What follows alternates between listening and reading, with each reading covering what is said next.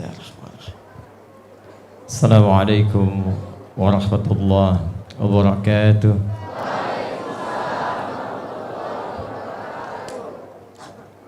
Alhamdulillahilladzi ja'alana al-mu'minin fa'amarna bil ibadati linakuna minal muttaqin. Fasubhanalladzi khalaqana ahsana taqwim. Fanahmaduka ya rabbal alamin kama 'allamtana an nahmadaka wa nashkuruka syukran kama 'allamtana an nashkuraka. Antal muqaddim wa antal muakhir biyadikal khair innaka 'ala kulli syai'in qadir. Nusalli wa nusallimu ala ashrafil anbiya'i wal mursalin an-nabiyyil karim al-habibil amin sayyidina Muhammadin wa ala alihi wa sahbihi wa ummatihi wa dhurriyyatihi ila yaumiddin. Amma ba'd, fa ya ibadallah, usi nafsi wa iyyakum bitaqwallahi faqad fazal muttaqun fala tamutunna illa wa antum muslimun. Faqala ta'ala ya ayyuhalladzina amanu taqullaha haqqa tuqatih wa la tamutunna illa wa antum muslimun. Saudara-saudariku, terkhusus para asatidzah yang seluruhnya insyaallah dimuliakan oleh Allah Subhanahu wa taala. Saya tadi disampaikan oleh Ustaz Salim sebagai bagian dari gong. Gong itu cuma dua fungsinya. Di akhir suatu acara, gong dipukul untuk menutup dan berdoa. Ustaz ya? Baik. Jadi saya pikir, tapi biasanya kalau ada sebelum doa ada catatan, itu seringkali disampaikan. Saya mencoba apa yang mau saya catat karena telah banyak yang disampaikan, tapi mungkin ada bagian sedikit dari tema menggali spirit ini yang belum tergaris bawahi dengan sepenuhnya. Al-Imam An-Nawawi, beliau menulis di antara karyanya ada kitab namanya Riyadhus Shalihin, terdiri dari 1896 hadis. Kitab pertamanya At-Tibyan fi Adab Hamalatil Quran. Kitab keduanya adalah Al-Arba'in, ada 42 hadis. Lalu yang ketiganya ada Riyadhus Shalihin 1896 hadis. Belum nanti ada Al-Minhaj Syarah Sahih Muslim, ada 9 jilid.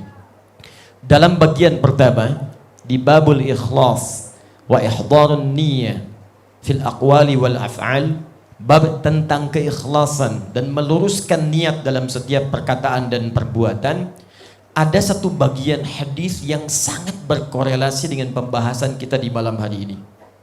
Seorang sahabat bertanya pada Nabi SAW, dikisahkan, ya Rasulullah, wahai Rasulullah, ada seorang lelaki berjuang di jalan Allah fi sabilillah, tapi nampak dalam dirinya terlihat seperti ingin jadi pahlawan, ingin dikenal oleh orang sebagai petarung yang hebat. Ada yang kedua, dia berjuang hanya untuk membela kaumnya dengan nasionalisme yang sangat tinggi. Maka pertanyaan seorang lelaki ini, ya Rasulullah, ayyuma fi sabilillah, di antara dua ini, yang satu berjuang untuk disebut sebagai pahlawan, dan yang kedua berjuang untuk menampakkan sosok nasionalisme yang tinggi menjaga komunitasnya, di mana di antara dua ini yang termasuk fi sabilillah? Apa jawab Nabi? Yang paling menarik, Nabi mengatakan tidak yang pertama, tidak yang kedua, tapi memberikan sifat yang dengan sifat ini akan melekat dalam setiap masa, keadaan, tempat, dan situasi. Bahkan dalam rumus tafsir dan hadis, jika disebutkan sebuah peristiwa tapi tidak didetilkan siapa orangnya, kapan kejadiannya, maka nilai dari peristiwa itu akan terjadi lagi di setiap masa tanpa batas. Contoh, kenal Firaun? Bagus. Cuma di Joko Karian ada akhwat kenal Firaun. Alhamdulillah. Saya tadi malam baru dari Al-Irsyad, ada yang kenal terhadap Utsman bin Affan. Masih agak lumayan saya pikir, di sini Firaun. Allah ya adil.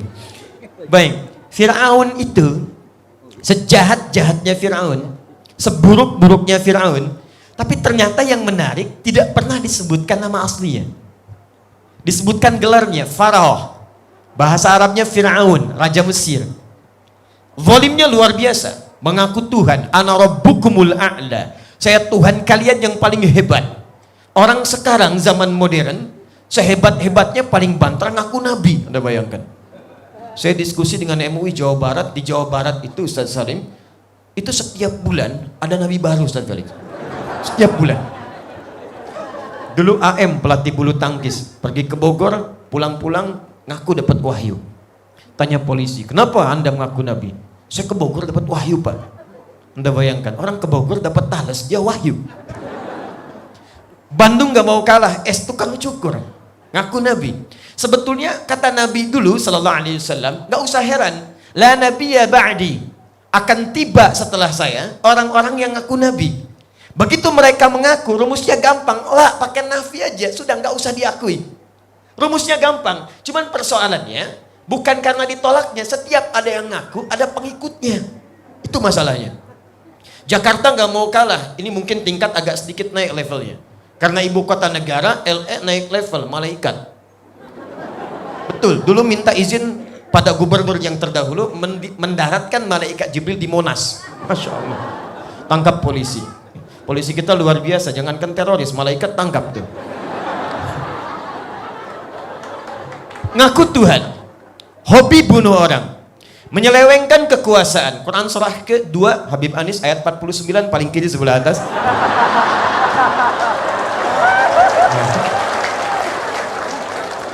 Yudzabbihuna abna'akum wa yastahyuna nisa'akum. Hobinya bunuh orang. Dahsyatnya luar biasa. Mendampingi setiap perempuan yang mengandung. Lahir perempuan bebas, laki-laki eksekusi. Kalimatnya menggunakan zabaha. Jadi ada zabaha, ada nahara, itu beda. Kalau nahara, sembelih, hewannya tidak dijatuhkan. Inna a'tainakal fasalli li rabbika wanhar. Wanhar di sini unta. Kalau Anda punya kemampuan yang luar biasa, rizki datang berlimpah, maka berkurban dengan level yang paling tinggi. Dicontohkan oleh Nabi dengan unta, karena itu hewan terbaik yang dikorbankan. Kenapa menggunakan nahara? Karena unta disembelih, tidak dijatuhkan dulu. Tapi kalau zabaha, jatuhkan hewannya, baru kemudian disembelih. Idza dzabhtum fa ahsinu dzibha. Kata Nabi, kalau Anda ingin sembelih hewan, maka sembelih dengan sembelihan yang sempurna. Jatuhkan dengan lembut, tajamkan pisaunya, baru kemudian Anda sembelih. Kalau kalimatnya menggunakan tasydid, dzabbaha yudzabbahu, artinya menggorok-gorok, bukan sekali kemudian sembelihan, digorok-gorok. Kalau pakai fi'il mudhari, ya yudzabbih, artinya itu jadi kebiasaan untuk menggorok. Kalau pakai waw dan nun di ujungnya, artinya bukan 1-2 orang, tapi seluruhnya pasukan diperintahkan. Yudzabbihuna abna'akum. Saking dahsyatnya kekejaman Fir'aun dan koleganya, ibu yang melahirkan bayi merah laki-laki langsung diambil, dijatuhkan ke tanah dan digorok-gorok di hadapan ibu yang baru melahirkannya. Fir'aun. Apa yang Allah sampaikan? Turun Quran surah ke-20 ayat 43 sampai 44. Idhaba ila fir'auna innahu tagha. Perhatikan kalimatnya. Ini indah sekali. Musa dan Harun pergilah kepada Fir'aun karena ia mulai menyelewengkan kekuasaan. Jadi ketika kekuasaan diselewengkan, disandingkannya bukan nama orangnya, tapi disandingkan dengan jabatannya. Seakan-akan ingin memberikan kesan, orang bila sudah mendapatkan jabatan setinggi apapun, akan ada peluang untuk menyelewengkan jabatannya. Itu kaidah dalam tafsir. Jadi kalau disebutkan hanya inisialnya, maka peristiwa itu besar kemungkinan terjadi di masa datang, maka ambil nilainya, terapkanlah ketika situasi itu terjadi. Tapi kalau disebutkan orangnya, kapan kejadiannya, tokohnya muncul, ini artinya tidak akan pernah ditemukan peristiwa serupa, hanya akan menimpa pada orang itu saja. Contoh, wa Maryam ibnata Imran. Dan ingatlah, ketahuilah kisah Maryam, anak perempuannya Imran. Perhatikan, disebutkan namanya plus keturunannya, binti Imran. Kenapa disebutkan sampai dengan nasabnya? Karena Maryam mengalami peristiwa langsung yang tidak akan pernah dialami oleh perempuan-perempuan yang setelahnya. Karena itu diksi Qur'annya sangat detil. Perhatikan kalimat Qur'annya. Walam yamsasni bashar. Dan aku tidak pernah disentuh laki laki-laki manapun. Bisa mengandung, melahirkan tanpa disentuh laki-laki manapun, itu cuma Maryam. Kalau yang lahir tanpa bapak, banyak. Saya juga Maryam, bisa mengandung, melahirkan. Maryam binti apa? Binti Asem. Karena itu disebutkan orangnya, bintinya. Kembali ke hadis Nabi tadi, tidak disebutkan siapa orangnya, tidak disebutkan kapan kejadiannya. Ini ingin memberikan pesan tentang nilai yang harus kita kembangkan di masa-masa tanpa batas berikutnya. Kata Nabi, perhatikan kalimatnya, man qatala litakuna kalimatullahi hiyal ulya fahuwa fi sabilillah. Ini yang belum kita garis bawahi. Sungguh, kata Nabi, pahlawan sejati itu, orang yang berjuang di jalan Allah itu, pahlawan sejati itu, ialah orang yang meniatkan semua perjuangannya hanya untuk mendapatkan ridha Allah Subhanahu wa ta'ala. Karena itu, ketika banyak orang berbicara tentang pahlawan, Nabi memberikan garis. Dan garis itulah yang diteruskan oleh sahabat, oleh tabi'in, sampai dengan datang tibanya masa Pangeran Diponegoro. Semua punya batas yang terus diperjuangkan sampai dalam perjuangan merebut kekuasaan sampai terwujudnya negara kesatuan Republik Indonesia. Jadi kaidahnya, tidak ada para ulama kita, tidak ada para pejuang kita yang ketika mempertaruhkan nyawanya, darahnya, keringatnya, waktunya, tenaganya, bukan sekedar untuk mendapatkan gelar pahlawan semata. Itu jauh dari gambarannya. Yang paling penting, bagaimana Allah ridho dengan apa yang akan diperjuangkan itu. Saya beri contoh. Tadi Ustadz Felix menyebutkan Profesor Ahmad Mansur Suryanegara. Beliau punya buku Api Sejarah. Di jilid yang pertama, cetakan tahun 2013, halaman 159 Habib Anis. Ya. Paragraf ketiga, posisi paling kanan sebelah bawah.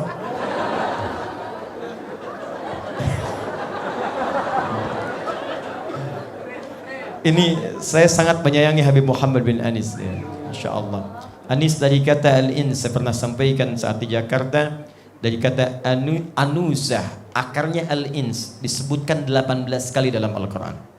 Artinya sosok yang lembut, ramah, tampak, dan selalu disandingkan dengan jin dalam Al-Quran. 18 kali disebutkannya. Ya ma'syaral jinni wal wa ma khalaqtul jinna wal ins. Selalu gitu. Untuk membedakan, ada bagian-bagian tertentu yang tidak sama antara manusia dengan jin. Di manusia itu halus, lembut. Makanya yang disebut makhluk halus tuh ya ini gitu. Manusia tampak, jin tidak.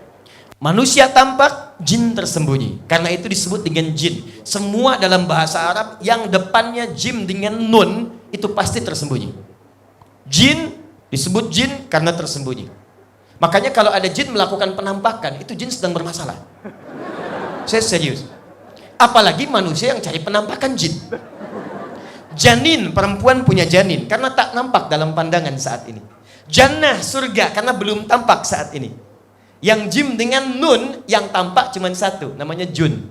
Ya. Ada jin dengan jun. Jinnya tidak tampak, junnya tampak. Saya cukupkan sebentar, saya balik lagi. Ada 5 orang, saya ingin kembali pada dasar yang tadi, sedang melakukan rapat besar di Tanah Abang Krukut. Kelimanya habaib, keturunan Nabi SAW. Ada Habib Abdurrahman, Habib Syahan, Habib Abdullah, dan yang lainnya. Itu mereka berkumpul di hari Senin Kliwon, tanggal 17 April tahun 1905. Berkumpul meniatkan sebagai ibadah. Goalnya apa? Goalnya adalah bagaimana dengan perkumpulan ini kita niatkan sebagai ibadah terwujudnya satu negara yang dengan itu Allah memberikan ridho di dalamnya. Maka kemudian dirapatkan, didirikanlah apa yang disebut dengan Jamiatul Khair, yang kelak nanti di antara peserta pertemuan ini kemudian nanti akan dituliskan dalam riwayat catatan negara kita sebagai pahlawan nasional. 6 tahun kemudian 1911 diwujudkanlah rencana itu. Datang Syekh Ahmad Surkati, berkumpul kemudian termasuk yang dari Kauman Merapat Yogyakarta datang ke Jakarta. Dialah Muhammad Darwish, Syekh Muhammad Darwish, yang nanti berguru kepada Syekh Ahmad Khatib Al-Minangkabawi dan pulang menjadi Kiai Haji Ahmad Dahlan bin Kiai Haji Abu Bakar bin Kiai Ilyas bin Kiai Sulaiman bin Demang Jurang Juru Kapindo bin Demang Jurang Juru Sapisan bin Kiai Gerbek bin Maulana Ishaq min Jili Ali Zainal Al-Akbar min Jili Ali Zainal Abidin, keturunan Al-Husain adik Al-Hasan, anaknya Ali bin Abi Thalib radhiyallahu ta'ala anhu, suami dari Fatimah Az-Zahra binti Muhammadin sallallahu alaihi wasallam, bin Abdullah bin Abdul Muttalib bin Hashim bin Abdul Manaf bin Qusay bin Murrah bin Kilab bin Ka'ab bin Ghalib bin Fihr bin Malik bin Nadar bin Kinana bin Khuzaimah bin Mudrika bin Ilyas bin Nizar bin Mudar bin Ma'ad bin Adnan bin Addi bin Adri bin Muqawwam bin Nahur bin Tarikh bin Ya'rub bin Yasjub bin Nabit bin Ismail alaihissalam bin Ibrahim alaihissalam bin Azar bin Nahur bin Abir bin Kinan bin Arfakhshad bin Sam bin Nuh alaihissalam bin Mikhlail Matushala bin Kinan bin Anwas bin Thith bin Adam alaihissalam. Coba diulangi.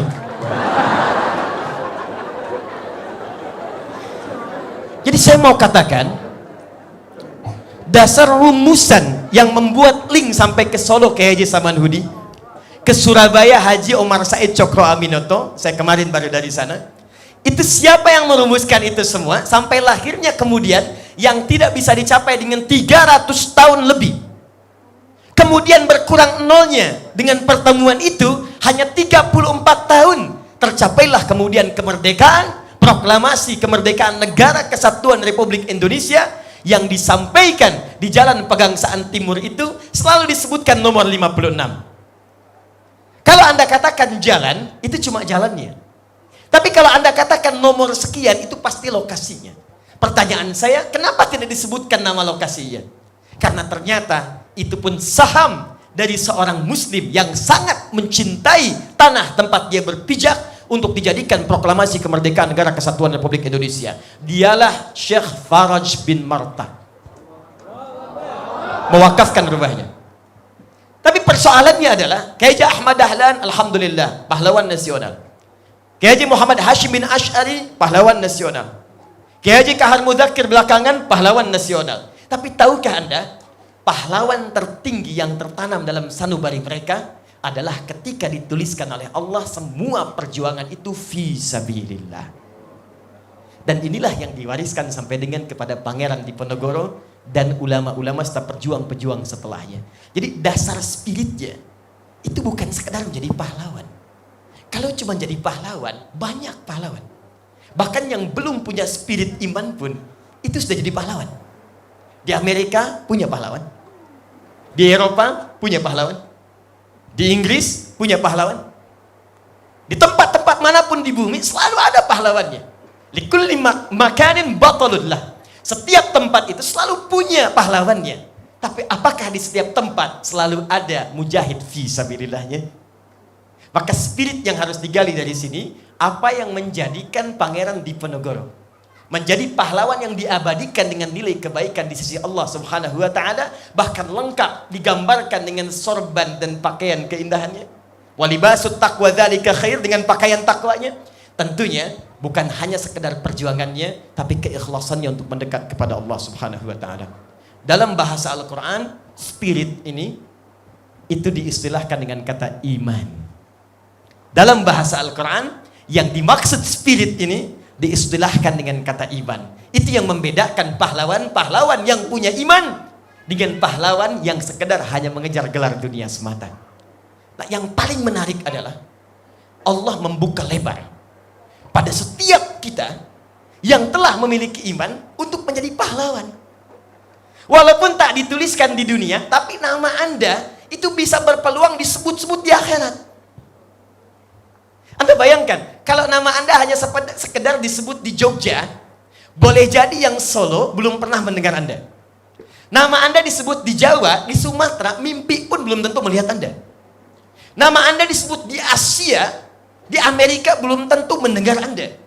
Tapi ketika kita berpulang pada Allah Subhanahu wa taala dan dikumpulkan seluruh makhluk, manusiakah, jinkah, malaikatkah, maka berbahagialah ketika nama Anda disebutkan di situ dan mengguncang seluruh penghuni langit dan bumi sebelum Anda diapresiasi untuk mendapatkan surga yang tertinggi itu.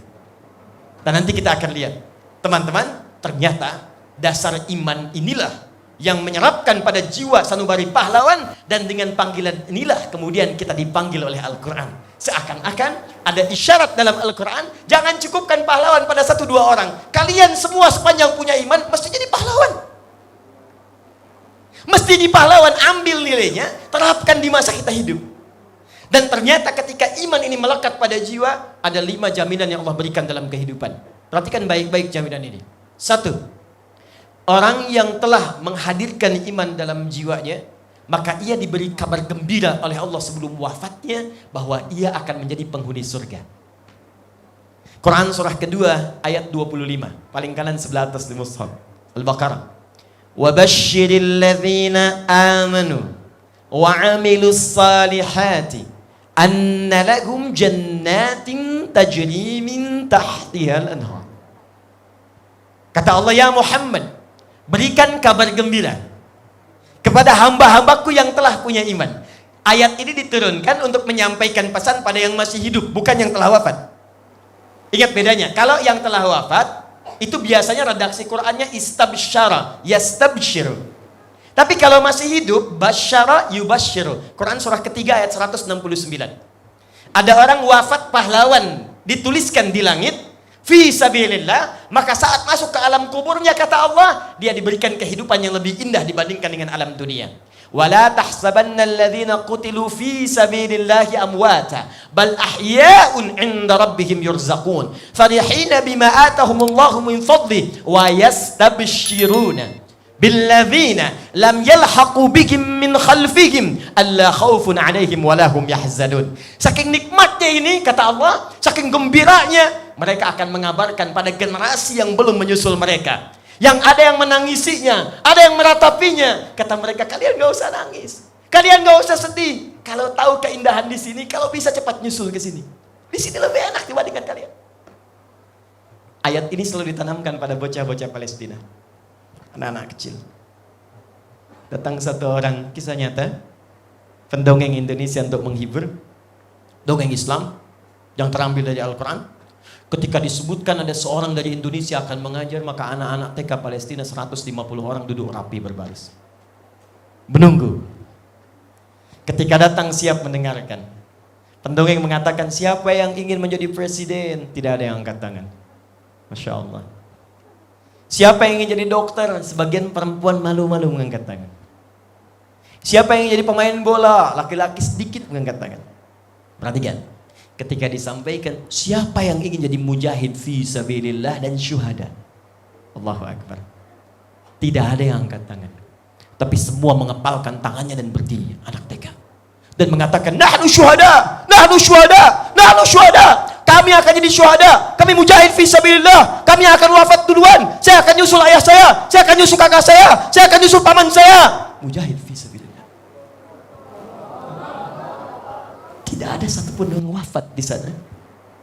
Keluarganya menangisi dengan air mata, tapi mereka akan membawa manisan dan datang kepada tetangganya mengatakan, saudaraku sudah pergi duluan, mudah-mudahan aku bisa menyusulnya dengan kenikmatan yang lebih daripada manisan ini. Ayat ini hadir dalam jiwa mereka. Ayatnya, bukan sekedar bacaannya. Satu. Tapi yang paling indah, ketika kita masih hidup belum wafat, ayatnya turun menggunakan diksi yang berbeda. Kata Allah, Muhammad, berikan kabar gembira pada orang yang telah punya iman. Dan kalimatnya menggunakan alladzina, disebutkan 1080 kali dalam Al-Quran. Di ilmu Nahu, alladzina itu disebut ismun mausulun, yadullu alal jam'il amiyah. Ya, kata sambung menunjuk kadang objek tanpa batas. Jadi bisa besar, kecil, tua, muda, lelaki, perempuan, kaya, cukup. Kata Allah, aku tak peduli sepanjang engkau ada iman dalam jiwamu, kemudian ditopang dengan amal soleh, imanmu mendorong engkau untuk berbuat kebaikan dalam hidup, maka aku berikan kabar gembira, telah aku siapkan aneka ragam surga untuk engkau pilih saat engkau masuk ke dalamnya. Jadi ternyata ketika Allah meminta kita beriman, bukan ingin memberikan beban, tapi untuk mengangkat Anda supaya menikmati keindahan ternikmat saat di surga, pahlawan akhirat. Iman menjadikan kita dengan izin Allah diberikan setengah dari kunci surga, pahlawan akhirat. Pilih mana? Pilih mana? Sukses dunia, fakir akhirat, atau fakir dunia, sukses akhirat? Ya, selalu begitu. Di antara dua pilihan yang sulit selalu ada yang ketiga, ya. Pilih mana? Kaya tapi gelisah atau miskin tapi tenang? Kaya tapi tenang. Ah, udah. Oke. Jadi yang paling tinggi itu puncaknya di atas. Dua, perhatikan baik-baik. Kenapa Allah tanamkan iman dalam jiwa kita? Kata Allah, "Hei, beriman, beriman, beriman." Ketika iman sudah sampai kepada jiwa, maka turunlah kemudian keterangan di Quran surah ke-48 ayat yang keempat. Huwallazi anzala as-sakinata fi qulubil mu'minin liyazdadu imanan ma'a ibadihi. Perhatikan cara menerjemahkannya. Dialah Allah yang akan menurunkan ketenangan pada jiwa-jiwa orang beriman, supaya dengan tenang itu saat dia beriman, dia yakin imannya itulah sesungguhnya yang mendekatkan dia dengan ketenangan itu. Kalau bahasa singkatnya, orang beriman itu pasti tenang. Orang beriman itu jauh dari kegelisahan. Jadi ketika Anda diminta beriman, ketika pahlawan-pahlawan kita berusaha berjuang dengan keimanan, Pangeran Diponegoro kah, yang dulu kah, yang kini kah, salah satu harapannya adalah Allah memberikan ketenangan pada jiwa mereka. Makanya ketika seorang mujahid fisabilillah wafat, dan kemudian terjadi dialog, apa yang kau inginkan aku berikan? Kata syahid itu, ya Allah, tolong hidupkan lagi aku, saya ingin syahid sekali lagi. Dihidupkan lagi, ya Allah, saya ingin syahid sekali lagi. Kalaupun diberikan, dia akan meminta yang sama karena mendapatkan ketenangan dalam jiwanya. Tiga, saya agak cepat. Orang yang mendapatkan kenikmatan iman dalam dirinya, maka Allah akan jamin segala keamanan dalam tiga dimensi hidupnya. Satu dunia, dua alam kubur, tiga akhirat. Ayatnya ditemukan di Quran surah ke-6 ayat 82.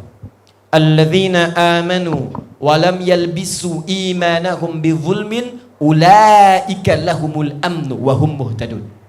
Orang-orang kalau beriman imannya benar dan tidak mencampur adukan dengan keburukan, maka kami akan jamin hidupnya akan tentram dan jauh dari kegelisahan, serta kami berikan kemudahan dalam setiap petunjuk hidupnya. 4, saya cepat. Orang yang kalau benar-benar beriman, langsung turun kemudian satu surah, di ayat pertamanya akan menjamin semua kegiatannya sukses dan bahagia ia lakukan. Quran surah ke-23 ayat yang pertama. Perhatikan bunyi ayatnya. Qad aflahal mu'minun. Qad aflahal mu'minun. Qad harufnya tahqiq, menjamin kepastian. Kata Allah, kalau ada orang benar-benar beriman terpancar dalam jiwanya, maka aku jamin hidupnya pasti akan bahagia. Biar dia kuliah, pelajarannya bahagia. Di kampus, dia bahagia. Di rumah tangga, dia bahagia. Di kantor, dia bahagia. Dan yang terakhir, ini yang paling dahsyat. Karena yang banyak hadir yang muda-muda, maka saya berikan tentang ayat para pemuda yang ada jaminan di dalamnya dari Allah, sekalipun Anda tinggal di tempat yang sempit. Kos-kosan terbatas, fasilitas tidak terlampau banyak, maka Allah tunjukkan tempat yang lebih terbatas dari kos-kosan Anda. Maaf, furniturnya keras, airnya gak ada dispenser, lampunya kosong. Tapi saking nikmatnya, mereka bisa tidur 309 tahun tanpa ada gangguan sedikit pun. Tempat mereka tidur di goa.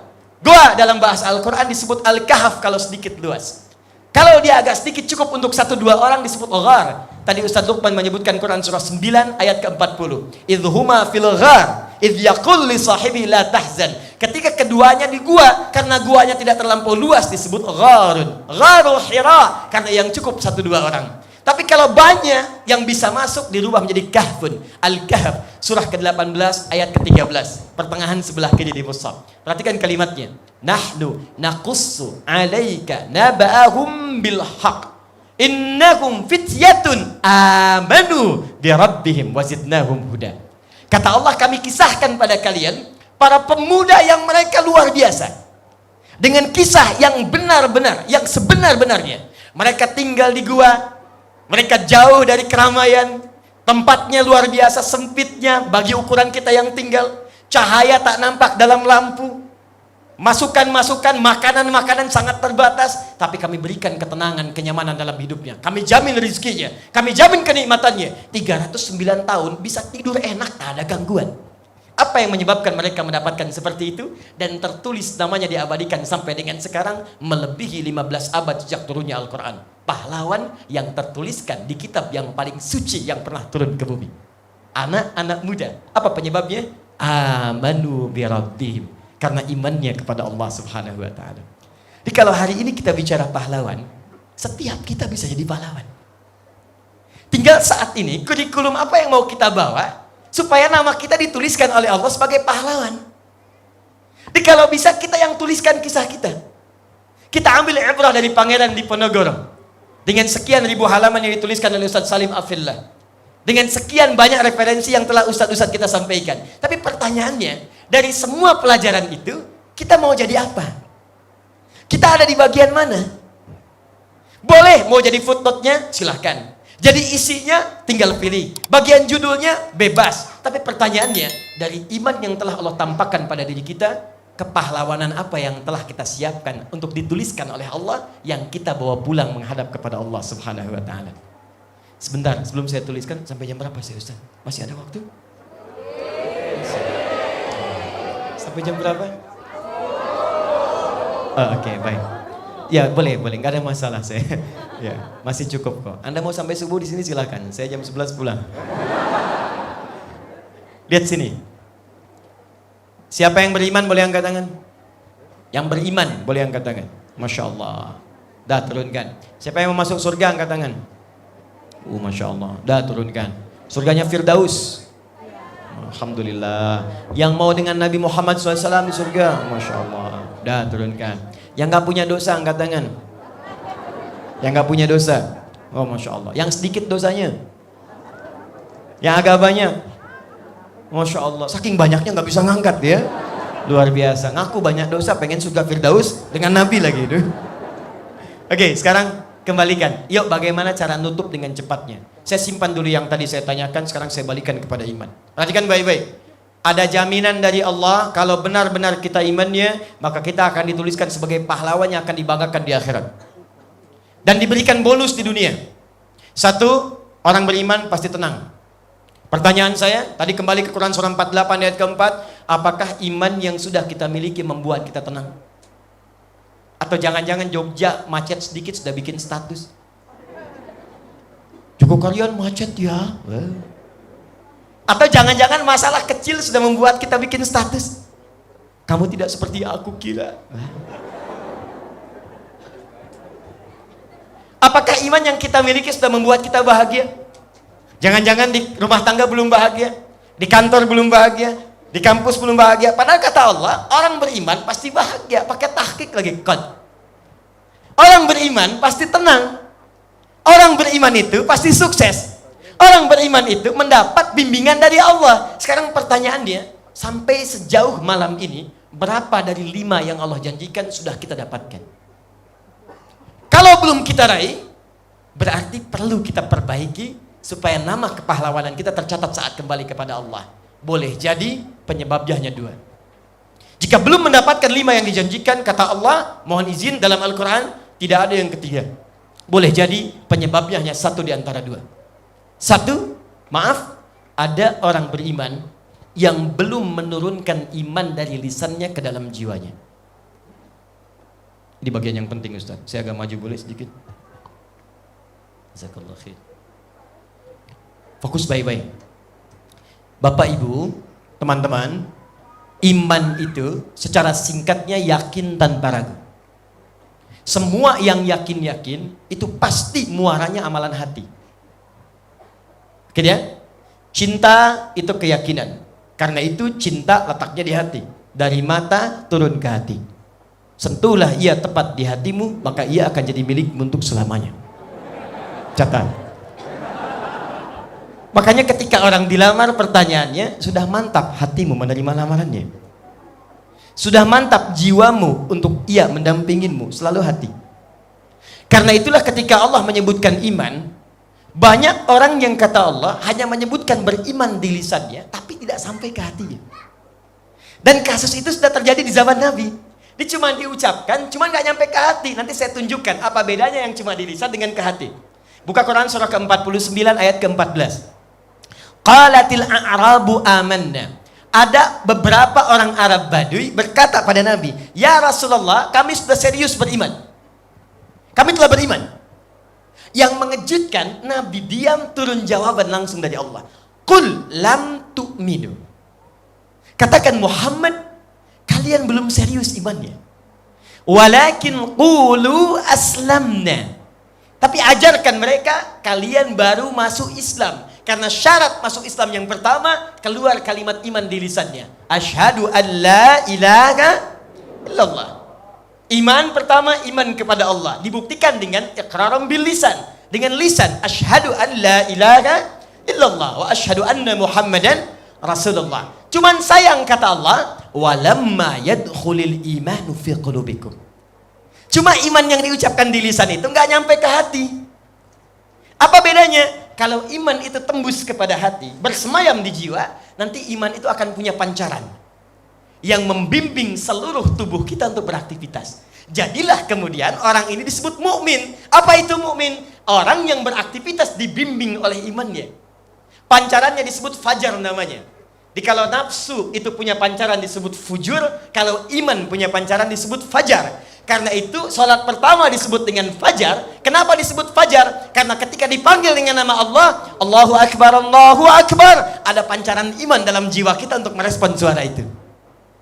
Nafsu punya pancaran disebut fujur. Quran surah 91 ayat 7 sampai 10. Wa nafsi wa ma sawwaha fa alhamaha fujuraha wa taqwaha. Fujur itu nama lain dari nafsu, pancarannya. Nafsu disebutkan 115 kali dalam Al-Quran, takwa disebutkan 115 kali dalam Al-Quran. Di pancaran kebaikan takwa, pancarannya disebut fajar namanya, iman.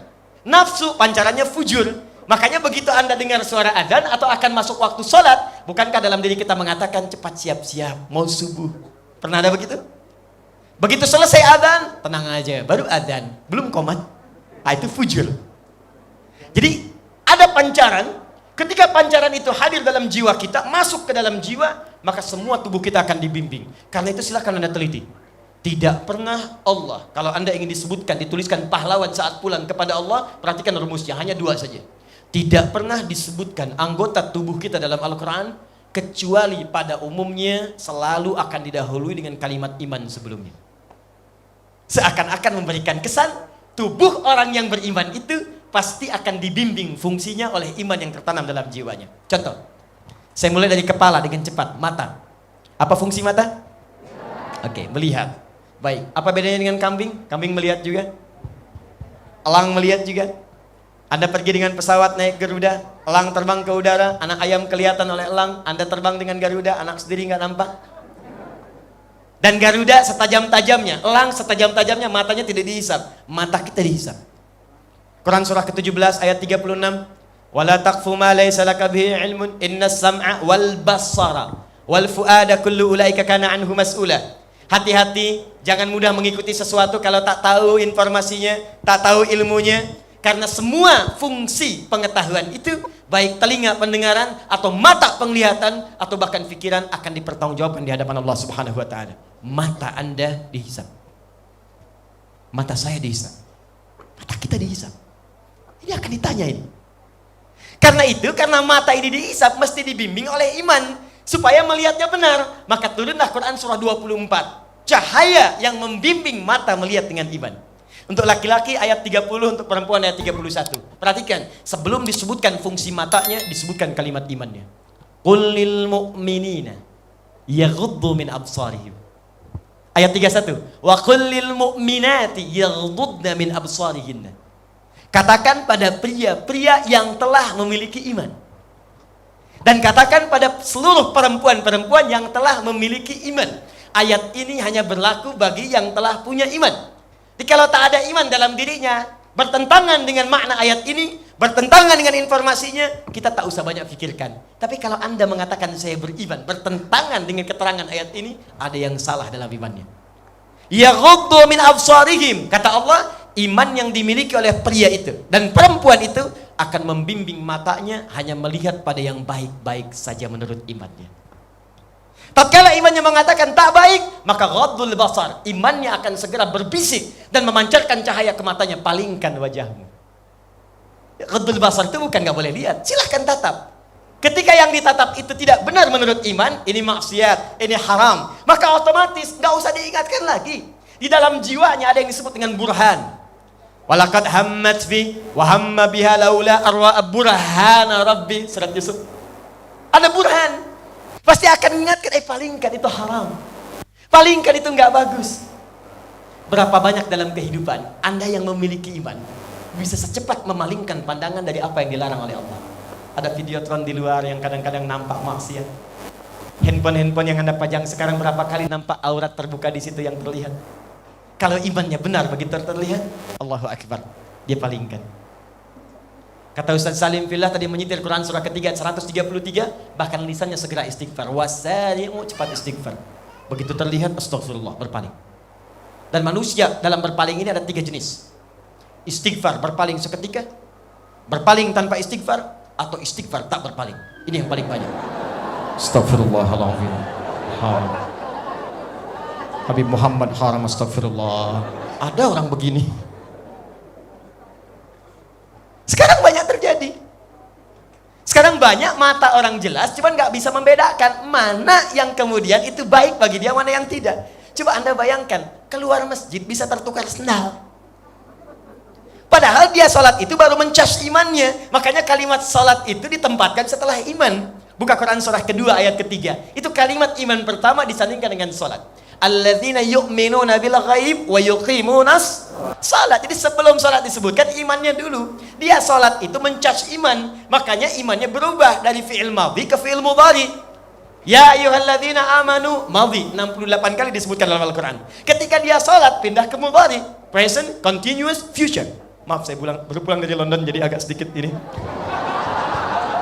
Ini kan dari Jepang nih. Present, continuous, future. Jadi kalau orang sholatnya benar, dia upgrade imannya. Sekarang beriman, terus beriman, nanti beriman. Kok bisa pulang sholat keluar tertukar sendal? Tadi saya naruh di mana ya? Astagfirullahaladzim, lupa. Oh ini dia, dipakai padahal dia ke Jogokarian, nggak pakai sendal. Satu. Silahkan Anda cek, semua fungsinya pakai iman dulu ya. Lisan, Quran surah 49, ayat 11. Ya ayyuhalladzina amanu, iman dulu, la yaskhar qaumin qaum, jangan mencela. Ayat 12, ya ayyuhalladzina amanu, iman dulu, la yaghtab ba'dukum ba'da, jangan gosip. Di lisan kita itu kalau benar-benar beriman, imannya membimbing.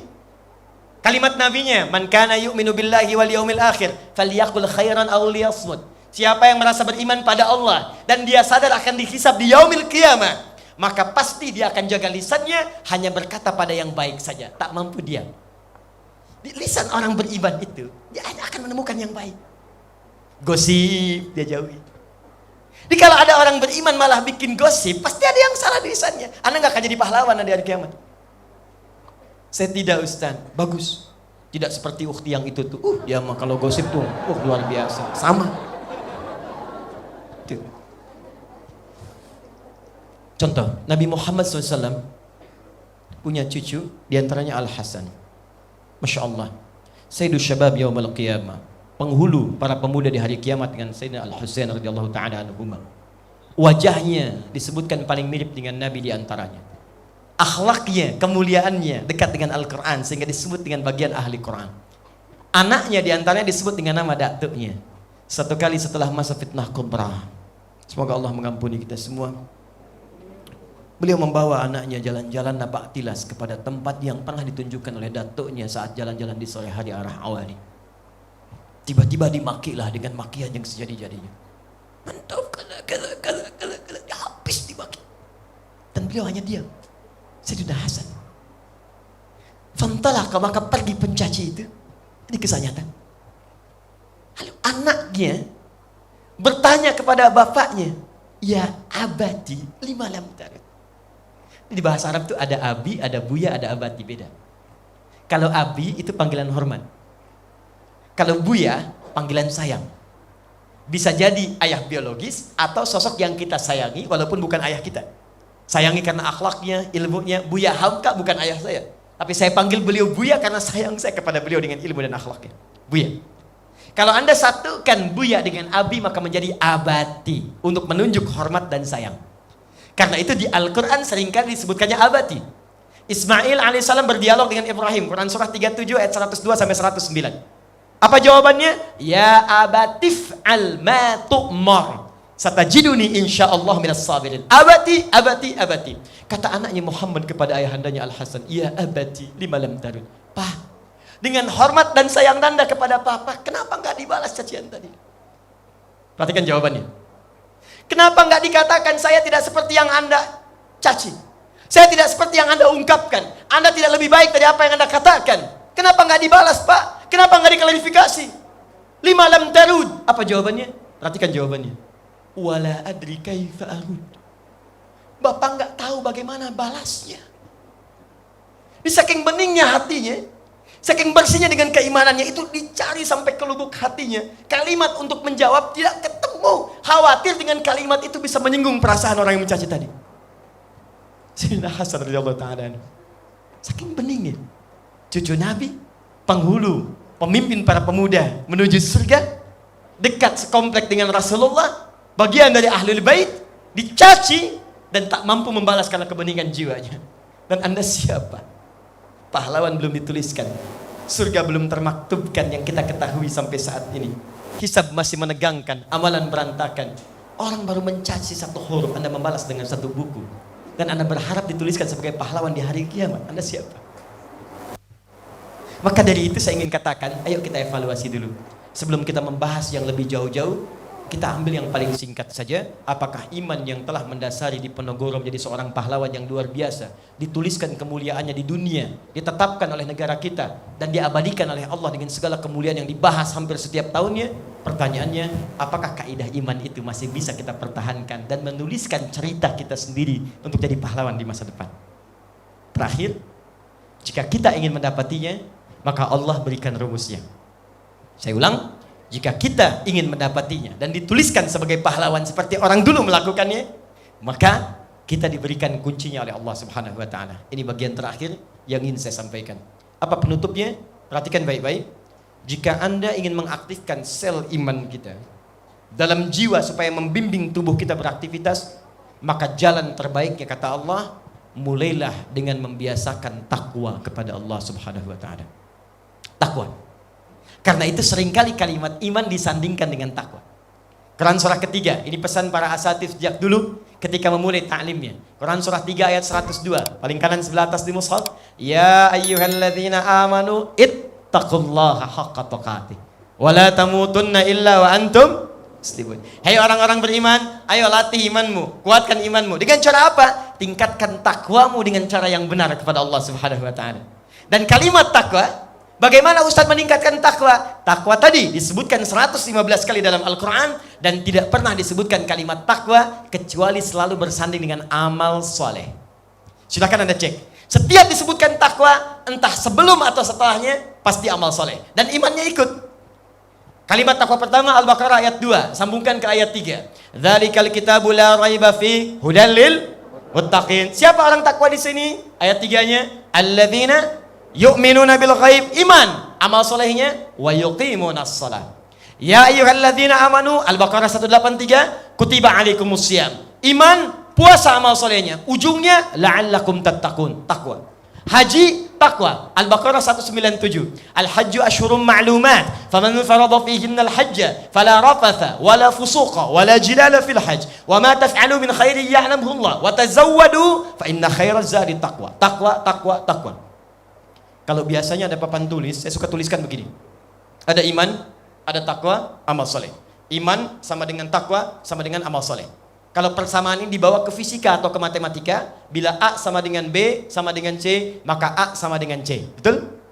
A sama dengan B dan sama dengan C, maka A sama dengan C.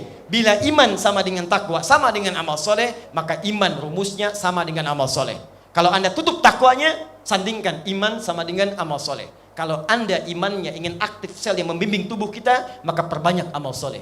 Karena itulah turun surah ke-103 yang menyandingkan iman dengan amal soleh. Wal 'asr innal insana lafi illal ladzina amanu wa amilus shalihat. Karena itu, jika ingin dituliskan diri kita menjadi pahlawan di hari kiamat, maka mulai sekarang coba pilih alternatif amal soleh. Secara umum ada 8 nanti amal soleh dalam Al-Quran yang akan membuka pintu surga yang 8 jenis itu. Jika Anda hobi puasa, maka selamat, Anda akan dituliskan sebagai pahlawan di hari kiamat. Masuk pintunya namanya pintu Ar-Rayyan, diabadikan di Al-Bukhari. Inna fil jannati baban yuqalu Ar-Rayyan la yadkhuluhu illa as-shaimun. Di surga nanti ada pahlawan-pahlawan dunia yang masuk ke dalamnya. Ada pintu namanya pintu Ar-Rayyan yang tidak akan dimasuki kecuali oleh orang-orang yang rajin puasa. Silahkan. Anda kalau ingin tahajud, ada babut tahajud, ada amalannya. Anda kalau ahli sedekah, ikut lelang dan sebagainya tadi, ada pintu sedekah yang hanya boleh masuk orang sedekah saja, yang lain tak boleh masuk. Selamat kepada 2 orang tadi. Insya Allah masuk lewat pintu tadi. Tidak cukup dengan amin, yang lain ikut. Siapa yang lainnya? Nah, saya ingin tutup, ada 1 pintu yang sekarang diperebutkan oleh banyak orang. Dan saya mohon kepada Anda, setidaknya Anda mencoba. Karena kalau Anda terlambat, Anda akan kehilangan kesempatannya. Karena semua orang saat ini berburu pintu itu. Hanya pintu ini yang ketika akan dimasuki, bahkan sebelum masuk di dunia, rezekinya akan dimudahkan oleh Allah, akan dijaga oleh Allah. Kalau dia wafat, jasadnya dijaga utuh oleh Allah di alam kubur. Di hari kiamat, saat dibangkitkan, sebelum masuk surga, orang lain dihisab, dia diberikan penghargaan, dipakaikan mahkota di kepalanya, dipakaikan gelang-gelang emas di tangannya, dipakaikan baju sutra di dalam badannya. Yang paling dahsyat, sebelum masuk ke surganya, dipanggil kedua orang tuanya yang soleh juga, yang beriman juga, untuk dipakaikan di kepalanya mahkota, diapit oleh anak yang telah dilahirkan oleh ibundanya, dikandung 9 bulan 10 hari, apit dengan tangan kanannya, tangan kiri ayahandanya, ada istri mengikuti, ada semua keturunan mengikuti, dan disambut oleh malaikat di setiap pintu surga. Dia akan masuk surga tertinggi melalui setiap pintu surga dan dijemput oleh para malaikat. Amalan ini adalah amalan ahli Al-Quran. Amalan ahli Al-Quran. Quran surah 35, saya tutup ayat 33. Paling kiri agak ke atas di mushaf, jannatu adnin yadkhulunaha. Ada nanti golongan ahli Quran akan masuk surga lewat surga Aden. Yuhallawna fiha min asawir. Sebelum masuk tubuhnya akan dihiasi dulu dengan mahkota-mahkota dan gelang-gelang yang indah sekali. Maaf, min asawir min dhahabi wa lu'lu'ah. Dari emas-emas dan permata-permata yang kemilau. Walibasuhum fiha harir. Sedangkan pakaiannya terdiri dari sutra. At-Tirmidzi nomor hadis 2015. Dipakaikan di atas kepalanya tajul karamah. Maka dipanggil orang tuanya. Dipakaikan di atas kepala orang tuanya oleh tangan anaknya yang telah dilahirkannya. Mahkota kehormatan. Di seluruh persaksian seluruh penduduk langit dan bumi. Kemudian Qur'annya berkata, Allah bezidhu, ya Allah tambahkan kepada penghafal, bedakan dengan fasilitator. Fayulbasu ilaihi libasul karamah. Maka dipakaikan kemudian jubah kehormatan. Kemudian sebelum masuk, maka diminta untuk menggandeng bapaknya, gandeng ibunya, gandeng istrinya, gandeng suaminya kalau dia istri, gandeng semua keluarganya. Turun Quran surah ke-13 ayat ke-23 sampai 24. Jannatu adnin yadkhulunaha wa man salaha min abaihim wa azwajihim wa dzurriyyatihim. Kemudian mereka masuk ke surga. Wal malaikatu yadkhuluna alaihim min kulli bab. Sementara semua malaikat menunggu di pintu surga untuk menyambut mereka. Salamun alaikum bima sabartum. Mereka mengatakan kompak, selamat di dunia sabar. Selamat di dunia sabar. Kamu pahlawan terbaik sampai saat ini. Fa ni'ma uqbadar. Silahkan nikmati kenikmatan surga yang telah disiapkan oleh Allah Subhanahu wa taala. Siapa mereka? Ahli Quran. Jahiliyah itu hilang, menjadi khair ummah karena Al-Quran. Kriminalitas hilang karena Al-Quran. Di Ponorogo dituliskan sebagai pahlawan karena dekatnya dengan Al-Quran. Semua ulama memulai dengan Al-Quran. Semua orang hebat memulai dari Al-Quran. Al-Kindi, Al-Farabi, Al-Ghazali, Al-Khwarizmi dan sebagainya. Syekh Anis tadi menyampaikan puisinya Syekh Omar bin Hafid. Itu rumus di ilmu arudnya namanya rumusnya Rajaz. Ada 16 rumus disebut dengan Bahr. Tawilun lahu dunal buhur fadailu faulun mafailu rajas mustafilun sautus safiril bulbuli hayya qalbi tamili al ma'u wa zahru ma zahril muqali fa anta yasalina li wa sayyidi wa maulali fakam tayyumuni ghuzailun uqayqali katabtuhum yadatini fil hadar rajuli faqala la faqad ghanamu harwili wal walad wali wailali faqultu la tuwalwili fabainul lu'lu ali qalat law hina kadha waridul muqali kahatan ka kailali tabtabitab tabuli. Itu rumus yang tadi. Ya, Ustaz Umar bisa diulang? Ya. Nah, itu rumus Di zaman jahiliyah masih jadi puisi. Kapan kemudian jadi syair yang baik, bahkan keilmuan? Ketika datang Al-Quran. Al-Quran memberikan spirit kepada yang hanya musik saja, kemudian jadi nazam. Nazam itulah yang menjadikan kemudian ilmu di masa depan. Ada ilmu untuk mengetahui kaidah bahasa Arab disebut alfiyah. 1002 bait. Kalamuna lafzun mufidun kastaqim wasbun mafi'lun thumma harfunil kalim wahiduhu kalimatun wal qawlu am wa kalimatun biha kalamun qad yu'am bil jarri wat tanwini wan nida wa al musadin lisni tanidun hasal bitafa'ati atat wa ya if'al li wa nunik balan nafi'lun yanjali. Ada lagi nanti alfiyah dalam ilmu qiraat, ada alfiyah Suyuti dalam ilmu hadis, termasuk dalam madhin Nabi sallallahu alaihi wasallam al-Mustafa. Cuman sayang saat Qur'annya ditinggalkan, diambil kemudian ke barat oleh orang-orang Eropa, maka berubah menjadi notasi musik kembali. C D F G A B C G A B C D F is G D F is G A B C D A B C D F is G A F is G A B C D E B C D F is G A B is G A B C D A B C D A B C D balik lagi. Maka kita butuh Al-Quran untuk menjadi pahlawan yang sesungguhnya dengan iman yang ditanamkan dalam jiwa-jiwa kita. Silahkan kalau tak mampu belajar membaca, silahkan mengkaji. Kalau sudah mengkaji, berlomba untuk menghafal. Saya akhiri, sekarang perlombaannya ketat. Kalau orang dulu cuma 2 tahun, sekarang orang 30 hari sudah berusaha menghafal Al-Quran. Saya sedang bimbing karantina, ada rekor di angkatan kedua, itu 15 hari hafal 30 juz. Tapi ada satu rekor yang belum terpecahkan. Seorang perempuan tinggal di tempat yang mungkin sangat terpencil, yang mungkin belum pernah Anda singgahi, daerah Sulawesi yang sangat ujung sekali, tapi Allahu Akbar, Allah muliakan dirinya, hafal Quran 30 juz dalam 7 hari saja. Ada yang gak bisa lihat, ada yang kemudian sudah sepuh 64 tahun, ada yang 43 tahun, ada yang 40 tahun. Ketika kami tanya, apa yang motivasi Anda untuk bisa menghafal Quran? Jawabannya cuma sederhana, Ustadz, saya ingin pulang menghadap Allah dengan bekal yang Allah ridhai. Dan Anda ada di mana? Anak kecil 4 tahun mata buta, dia hafal 30 juz. Anda 40 tahun, 50 tahun, 60 tahun, bila sampai malam ini untuk baca pun tak mampu Anda lakukan, maka di mana dambaan pahlawan yang Anda impikan itu? Bila tak mampu berlomba dengan orang soleh meningkatkan ibadah, maka berlombalah dengan para pendosa untuk beristighfar dan bertobat di hadapan Allah Subhanahu wa taala. Subhanakallahumma wa bihamdika asyhadu an la ilaha illa anta astaghfiruka wa atubu ilaik wa akhiru da'wana alhamdulillahi rabbil alamin wal 'afu minkum. Assalamualaikum warahmatullahi wabarakatuh.